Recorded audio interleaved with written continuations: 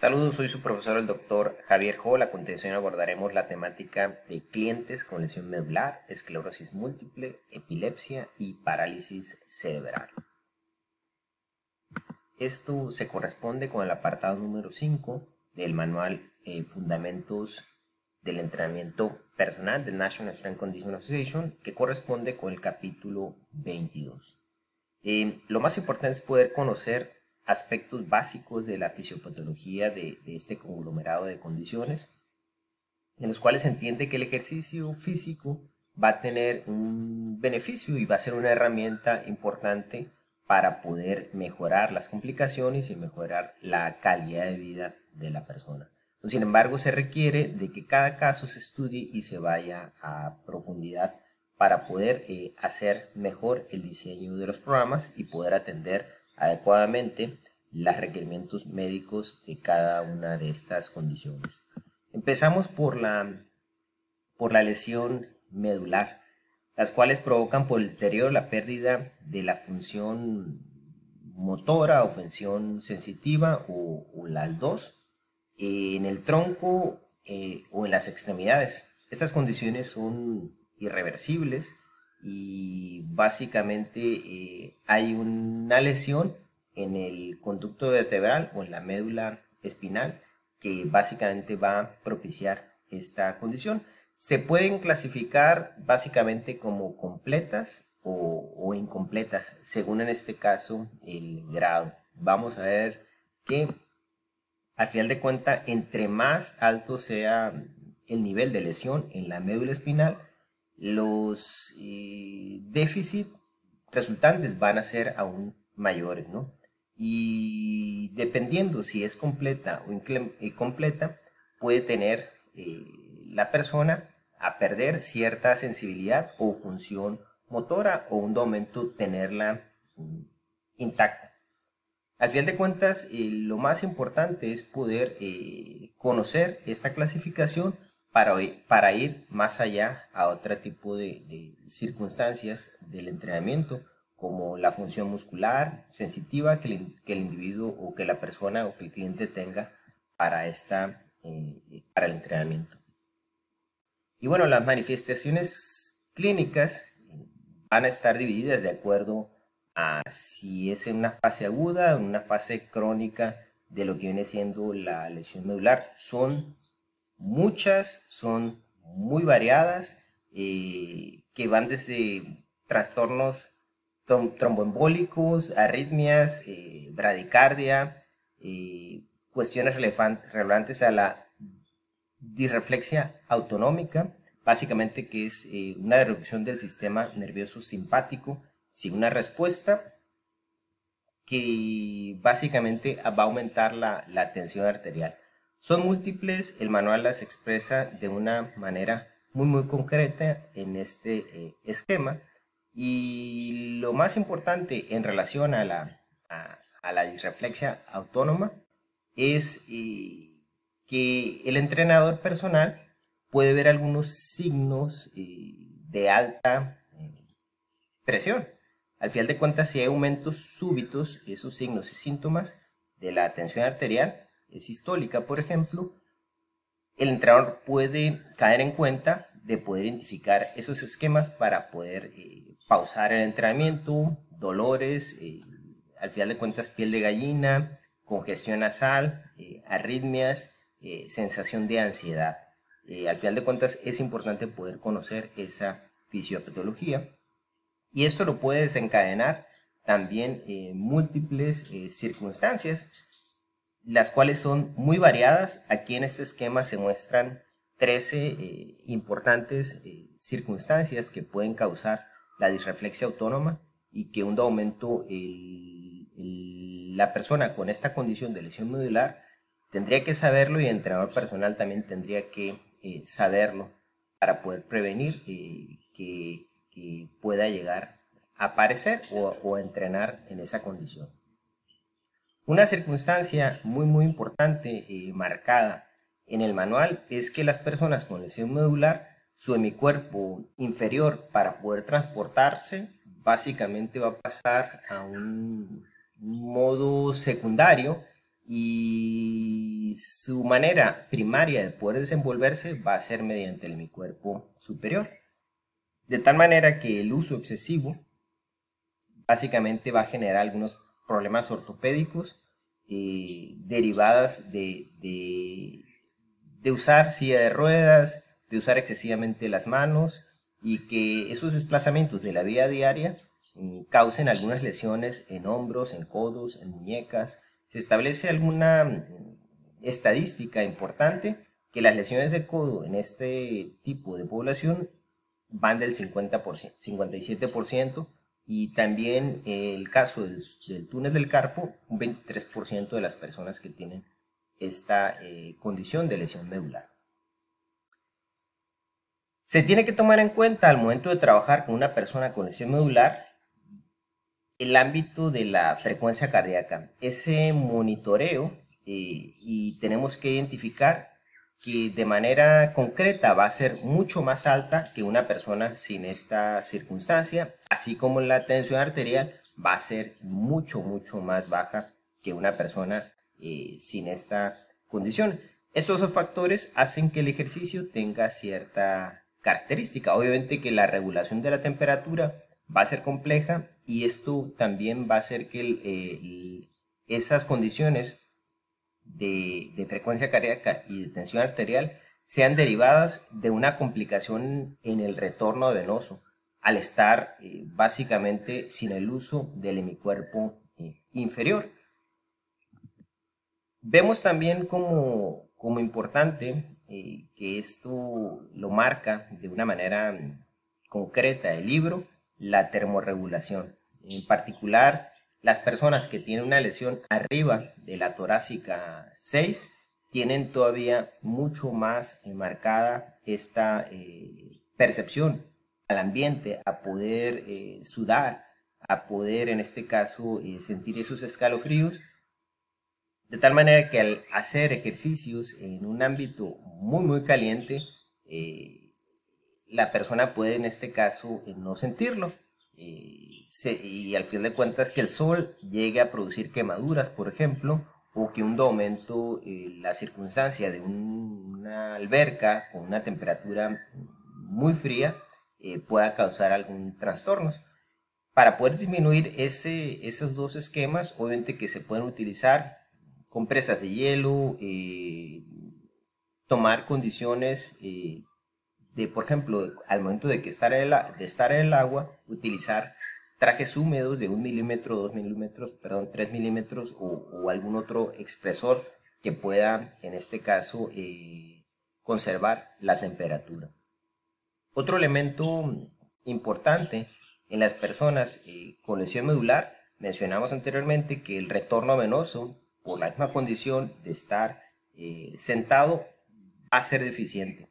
De tal manera que la acumulación de la sangre en las extremidades inferiores va a ser mayor y la posibilidad de poder, por las contracciones musculares, ayudar a que la sangre retorne y no luche contra la gravedad, básicamente es importante poder tomarlo en cuenta porque va a ser mucho más eficaz trabajar de cúbito supino. También ese bombeo muscular de las venas se ve alterado por una falta del tono simpático que las personas pueden llegar a tener para poder controlar esa gravedad sobre el retorno de la sangre. Otras cuestiones derivadas de la salud en general de las personas con lesión medular es que puede derivar en una disfunción cardíaca. Al final de cuentas puede haber de manera alterna algunos trastornos metabólicos y el ejercicio pueda llegar a poder mejorar esa condición. En casos de tetraplegia puede haber una atrofia del músculo cardíaco y básicamente el poder hacer o percibir el dolor cardíaco en cuanto a esos signos y síntomas se ve complicado. Al momento de hacer una prueba de esfuerzo, lo más recomendable es hacerlo por ergómetros con manivela, ¿no? Tenemos también como condición que la frecuencia respiratoria, cardíaca, el gasto cardíaco, el metabolismo es mucho menor en personas con lesión medular. Esta combinación básicamente va a generar en las personas que tengan más complicación al momento de estar haciendo ejercicio. La misma condición de la lesión medular hace que la persona tenga un estilo de vida sedentario en general y pierda su condición física, de tal manera que el entrenador tiene que considerar las instalaciones, el equipo, los caminos por donde va a pasar la silla de ruedas, los problemas o la fisiopatología que mencionábamos anteriormente que puede limitar a la persona y conocer en este caso las respuestas de la condición para actuar de manera oportuna e inmediata. Vemos que las pruebas de esfuerzo, eso está enfatizado en el manual. Al final de cuentas deberían ser administradas bajo una supervisión médica, ¿no? Al final de cuentas estas pruebas tendrían que ser específicas, con ergómetros específicos y en algunas ocasiones en silla de ruedas con condiciones para poder realizar este tipo de control de la capacidad aerobia. Vemos una circunstancia que es el nivel de condición física en personas con lesión medular. Vemos que la torácica número 6 tiene una circunstancia importante, ¿no? Básicamente arriba de esta área hay una reducción notable de la capacidad cardiorrespiratoria y la fuerza muscular al momento de que se realiza ejercicio físico. Algunas personas responden de una manera y otras personas responden de otra manera. Y las personas que tienen lesión medular abajo de la T6, generalmente las adaptaciones crónicas al ejercicio son marcadas de una manera homogénea. Pero la variabilidad debido a la clasificación de lesión medular, eso va a hacer que el cliente responda de una manera concreta y específica. Una circunstancia importante que tenemos que destacar para el caso de la tetraplegia es que se debe involucrar la masa muscular suficiente como para poder realizar ejercicio. Obviamente que para eso el entrenador tendría que tener cierta creatividad e innovación para poder realizar y adaptar ciertos ejercicios. Al final de cuentas, realizar ejercicio sentado también va a reducir el volumen que la persona puede llegar a expirar, ¿sí? Se reduce hasta un 50% y eso lo tiene que saber o tomar en cuenta el entrenador. Vemos también que para la prescripción del ejercicio físico en personas con lesión medular, para la capacidad aerobia es una circunstancia estándar.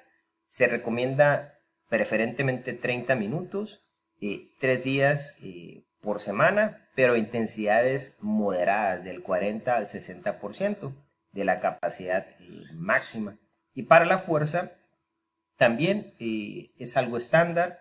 El principio de frecuencia, intensidad, duración, tiempo son aplicables como al resto de la población, es 2 a 3 días a la semana, 8 a 12 repeticiones, 2 a 3 series por ejercicio, pero también con intensidades moderadas, 40 al 70%, y los intervalos de descanso un poco más amplios o considerados de 1 a 2 minutos. Pero lo ideal es que una persona con lesión medular llegue a realizar ejercicio preferentemente todos los días, 30 minutos diarios.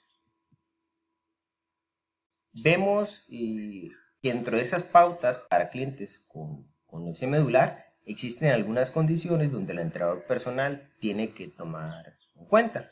Obviamente que las personas con lesión medular tienen o son propensas a la espasticidad. Entonces, esa espasticidad, tanto el tono como los reflejos musculares van a estar un poco exagerados. Y al momento de realizar la actividad física puede que sea complejo en algunas partes del cuerpo. Si un aumento de la espasticidad es algo excesiva, es aún más complejo, pero el entrenador tendría que ajustar esas circunstancias, y obviamente que si básicamente esa espasticidad es muy grave, el médico tendría que interactuar. Básicamente se recomienda también utilizar la escala de esfuerzo percibido para este tipo de población para poder valorar la intensidad. Poder realizar un vaciado de vejiga o intestinal básicamente 2 o 3 horas antes de poder entrenar, o básicamente no hacer ejercicio después de comer. El equipo tiene que ser especial, puede utilizar almohadillas, cinturones, arneses y protecciones para poder evitar abrasiones al momento de estar haciendo acciones repetitivas. Una circunstancia importante que manifiesta el manual son los medicamentos habituales utilizados en este conglomerado de condiciones. Va a establecer el tipo de fármaco, el propósito o la acción, y en especial el posible efecto secundarios. Al final de cuentas, las personas con lesión medular tienen este tipo de variantes en cuanto a efectos secundarios de las condiciones, y algunos medicamentos pueden interferir en un adecuado, se podría decir, acción al momento de estar entrenando, de tal manera que se tiene que tomar en cuenta ese aspecto. Pasamos a la segunda condición, que es la esclerosis múltiple, que básicamente esto se asocia con una desmielinización axonal. Es una enfermedad autoinmune, es una enfermedad que por su etiología es incierta. Se establece que hay una susceptibilidad genética, se establece que se asocia a algún virus como es el Epstein-Barr, pero al final de cuentas viene una inflamación progresiva y degradación de las vainas de mielina en algunas partes del sistema nervioso, como lo podemos ver aquí en el ojo, dando una neuritis óptica, también estableciendo esa inflamación progresiva y degenerativa en el cerebro, en el tronco encefálico, en la médula espinal y especialmente en la sustancia gris. El curso y el seguimiento de esta enfermedad es variable. En unas personas actúa de una manera, en otras personas el progreso actúa de otra manera, así como el pronóstico y el seguimiento. Pero en general esas circunstancias relativas a poder inflamar y degenerar las vainas de mielina van a propiciar también una movilización precaria, generando ataxia, generando descoordinación, generando en algunas partes del cuerpo que esos esfínteres no estén tan tonificados, o que inclusive el cuello esté caído. Vemos que la clasificación es variante, realmente es una enfermedad que es potencialmente debilitante, y que si un momento se conoce el diagnóstico de manera precoz, es más fácil que los profesionales de la salud puedan actuar. El médico, obviamente que una adecuada fisioterapia y rehabilitación, y en el caso del ejercicio se ha visto que las personas mejoran de manera positiva su autonomía funcional y su calidad de vida a largo plazo. La clasificación va a ser en 2 tipos, con algunas subdivisiones, pero en general la remitente recurrente, es decir, que son episodios un poco variados, o la progresiva primaria, que tiene se puede decir que se agrava de manera incremental y progresiva. Vamos a tomar en cuenta 4 aspectos importantes en el tratamiento médico de la esclerosis múltiple. Número 1, obviamente que ese pronóstico, esa progresión la va a establecer un médico y la va a tratar un médico.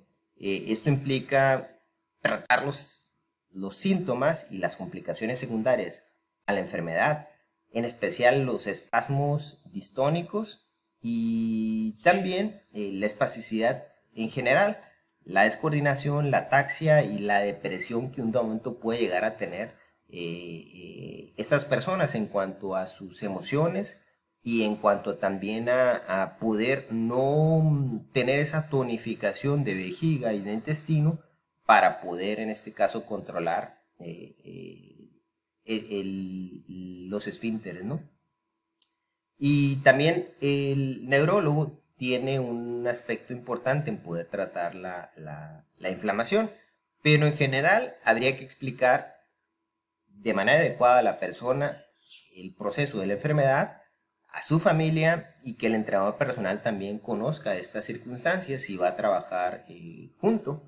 El tratamiento, mencionamos, principalmente controlar los espasmos distónicos y básicamente que esta inflamación sea cada vez menor. Y en cuanto a los aspectos del ejercicio, poder identificar aquellos efectos secundarios de los medicamentos para que no sean, no se opongan y no sea el ejercicio una circunstancia dañina, ¿no?, al momento de estar haciendo la actividad. Al final de cuentas, los efectos secundarios son muy variantes. Aquí en la tabla podemos ver 9 tipos de medicamentos, de fármacos, como mencionamos, su acción y los efectos secundarios, de tal manera que para poder hacer ejercicios va a haber ciertas estrategias en las cuales va a ser conveniente tomar del medicamento después o horas previas al momento de entrenar o circunstancias en las cuales puedan llegar a poder confluir de manera adecuada estos dos elementos. Vemos que la esclerosis múltiple lo refleja el manual de una manera, o lo enfatiza de una manera muy concreta. Tienen esa sensibilidad a la temperatura, ¿sí? O esa intolerancia al calor.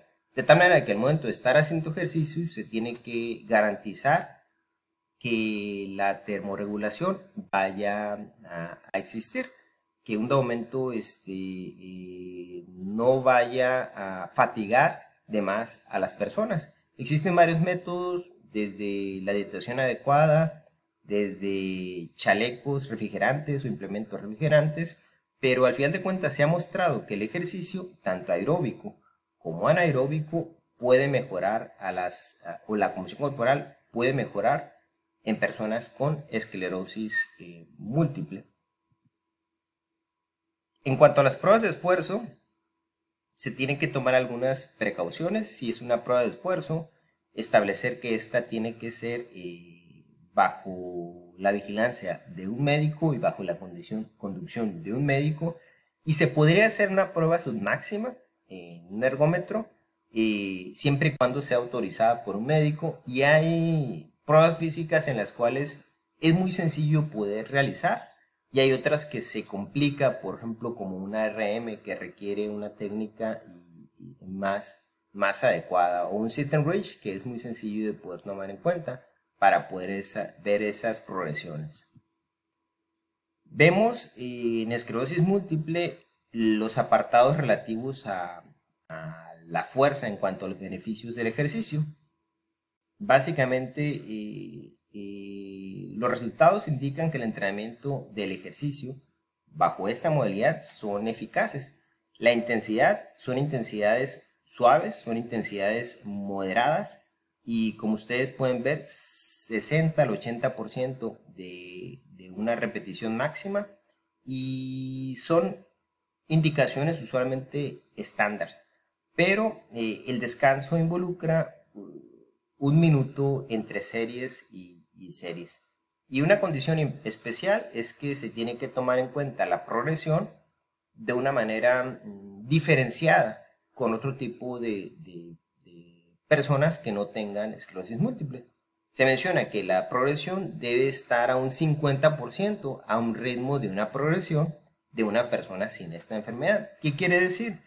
¿Qué quiere decir esto? Si, por ejemplo, una persona sin esclerosis múltiple va a aumentar la carga en la semana 1 o en la semana 2, la persona con esclerosis múltiple aumentaría la carga de esa progresión en la semana 3 o en la semana 4. Es un poco más lento este incremento.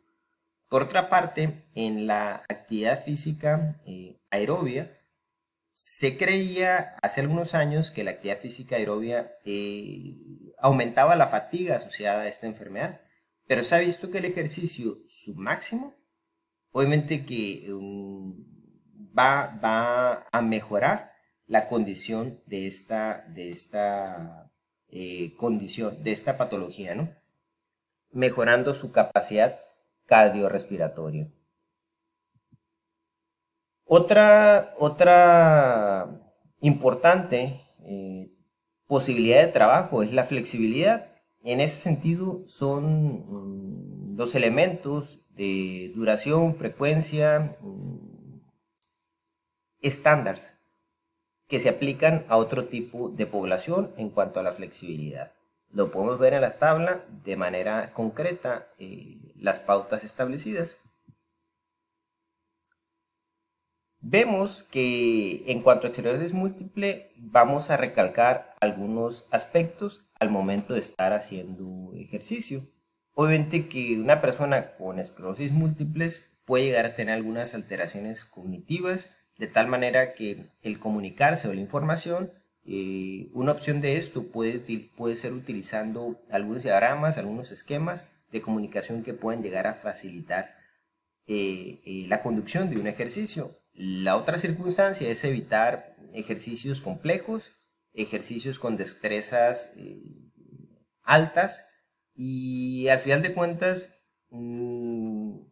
tener en cuenta que el coste energético de una persona con esclerosis múltiple puede llegar a ser 2 o 3 veces más que una persona sin esclerosis múltiple, y que el ambiente donde se va a hacer la actividad sea un ambiente de temperatura adecuada o neutra, o tomar en cuenta la hidratación.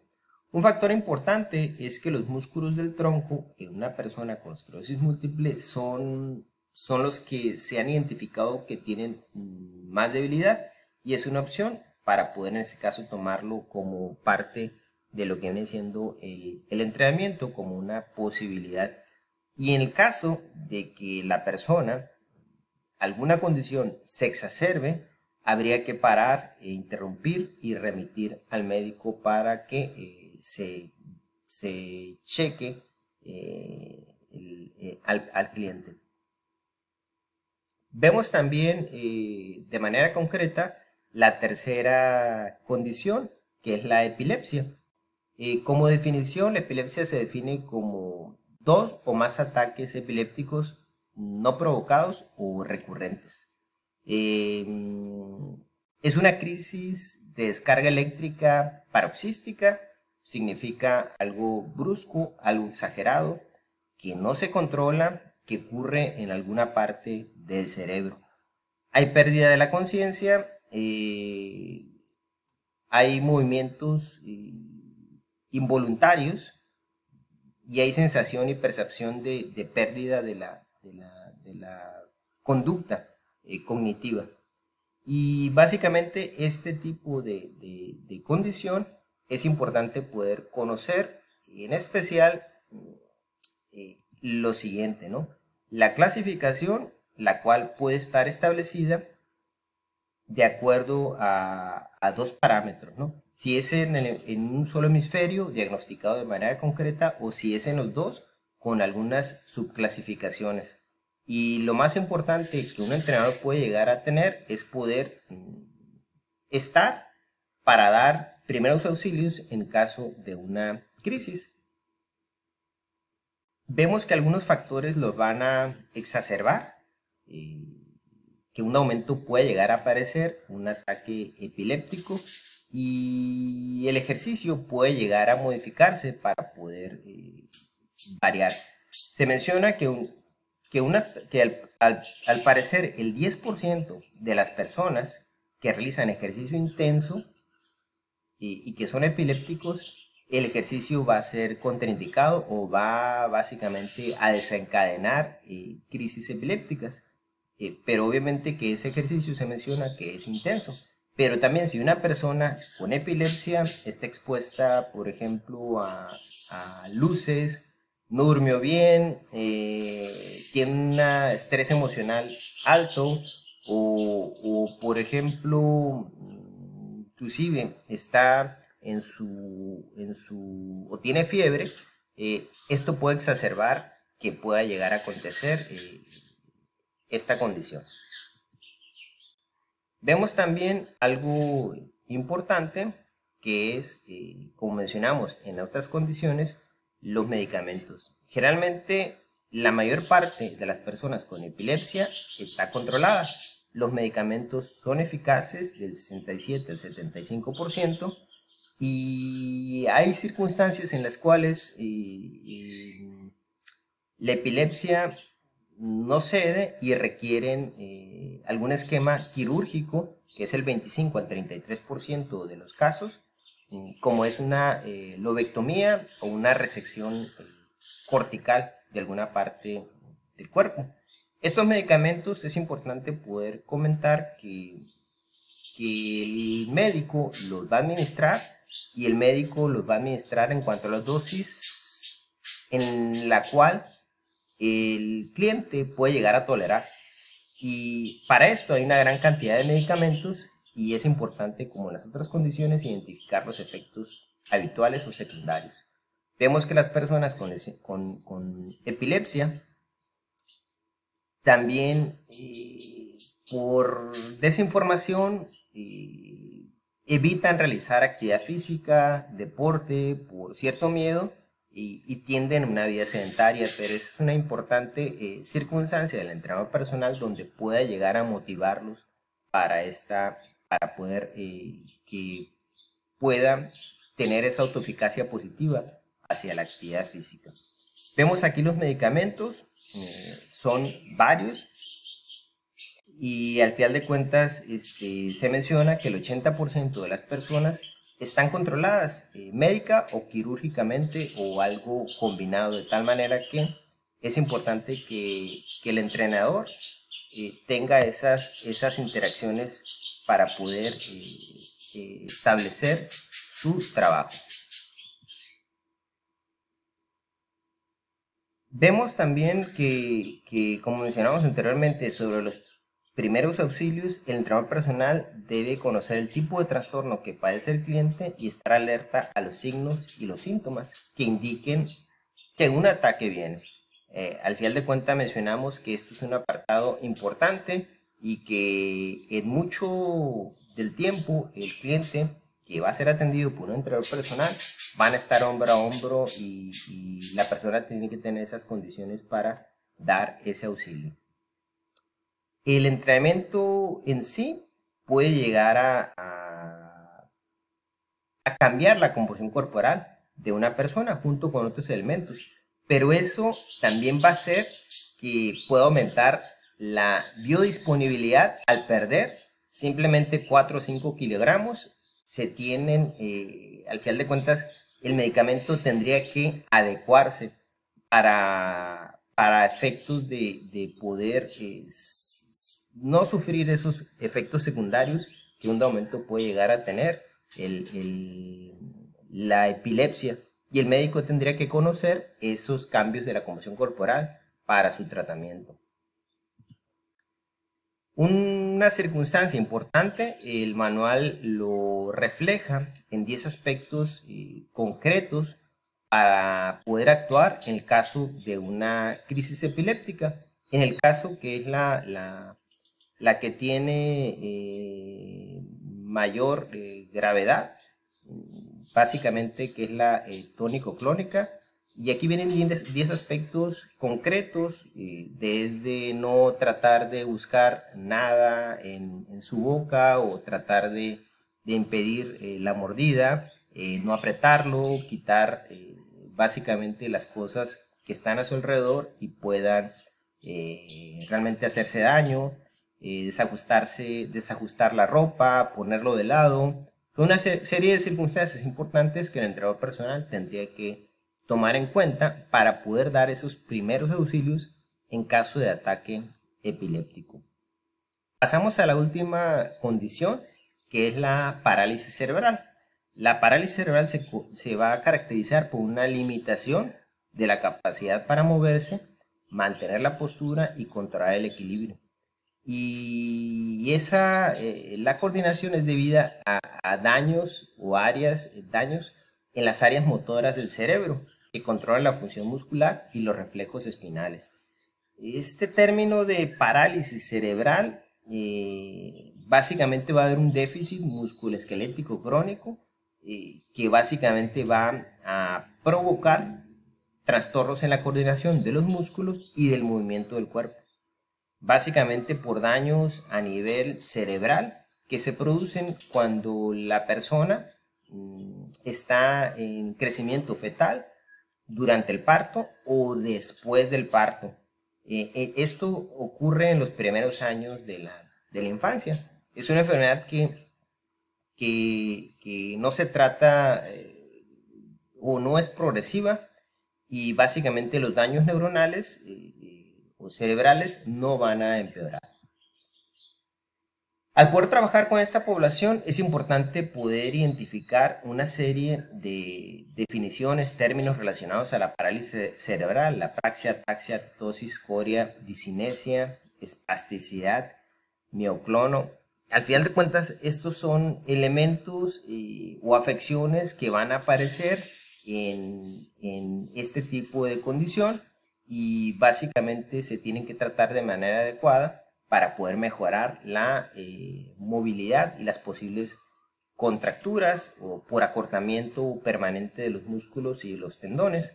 Tenemos como clasificación de la parálisis cerebral que básicamente la anomalía muscular que se observa va a ser considerada a la par del daño o la lesión cerebral. Como clasificación, aquí el manual establece o recomienda la establecida por el Cerebral Palsy International Sport Recreation Association. Básicamente esta clasificación se asocia mucho al deporte y originalmente fue creada para eso, pero es una herramienta útil para poder que el entrenador pueda clasificar a la persona en este apartado, ¿no? Vemos también que se enfatiza que es una condición, es una enfermedad irreversible, que el tratamiento médico es esencial, el tratamiento de fisioterapia, de rehabilitación es esencial para controlar la espasticidad, la tetosis y las capacidades funcionales. Pero el poder hacer ejercicio físico después de este tercer escalón es importante, ¿no? Básicamente, un programa de ejercicio regular puede ayudar enormemente en la calidad de vida y en la autonomía de estas personas. El tratamiento de la parálisis cerebral, vamos a destacar estos aspectos, ¿no? Generalmente las personas el 60% de ellos van a padecer convulsiones o van a tender a sufrirlas. Al final de cuentas es importante que el 60% que este número el entrenador personal lo conozca, y va a haber una mayor cantidad de complicaciones en las cuales algunos pueden llegar a tener y otros no pueden llegar a tener, pero es importante poder conocerla. Pero desde nuestra perspectiva es identificar que la mayor parte de las personas con parálisis cerebral va a tender al sedentarismo. Obviamente que van a ser propensas también a una a un riesgo de enfermedad cardiovascular por ser sedentarias o por tener esas cuestiones de poder limitarse al momento de moverse. Entonces, al final de cuentas, el ejercicio físico es una adecuada y buena posibilidad.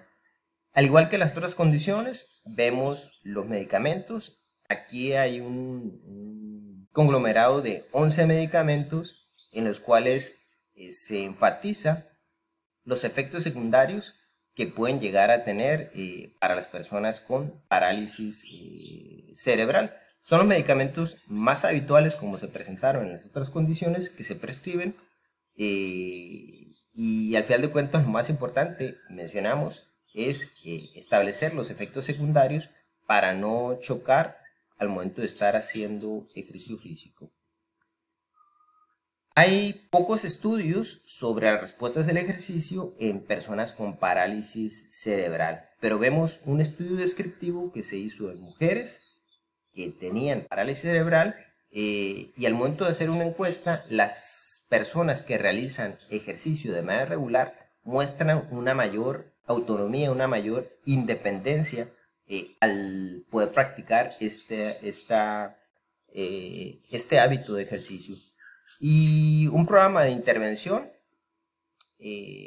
con grupo control y grupo experimental de personas con parálisis cerebral identificó que 2 veces por semana en una modalidad de entrenamiento concurrente, aeróbico y anaeróbico, por 45 minutos por sesión, mencionando 2 veces a la semana, mejoraron significativamente tanto las capacidades aerobias como las capacidades anaerobias.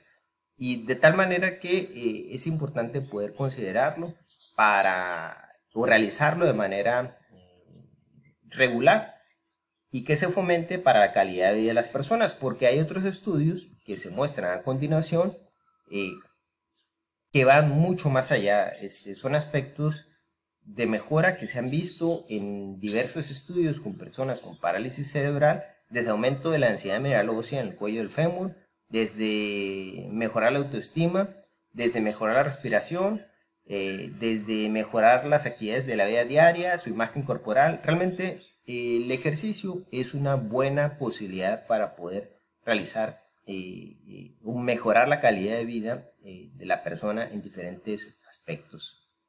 Respecto a las pruebas de esfuerzo, debido a la condición de la parálisis cerebral, en ocasiones requieres básicamente los ergómetros que se vaya a realizar debido a la espasticidad, la tetosis que puede llegar a tener los sujetos, básicamente amarrarles o sujetar los pies a la manivela o básicamente el ergómetro que se vaya a realizar para poder hacer una adecuada ejecución.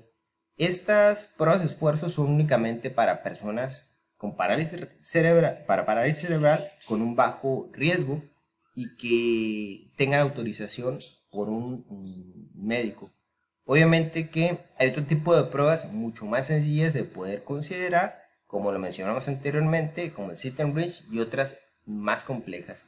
Aquí destacamos la antropometría, la cual se puede derivar algunos pliegues y poder estimar la composición corporal de la persona, pero con pruebas, con fórmulas válidas y adecuadas para esa población.